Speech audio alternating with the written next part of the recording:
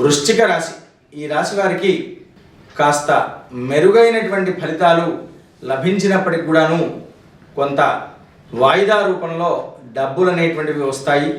అనుకున్నట్టుగా డబ్బులు అనేటువంటివి రాక కొంత సతమతమవుతూ ఉంటారు. ఇతరుల చేత డబ్బులు తీసుకురావడం, అవి సర్దుబాటు మళ్ళీ చేయలేక కొంతమేర ఇబ్బందులు పడుతూ ఉంటారు.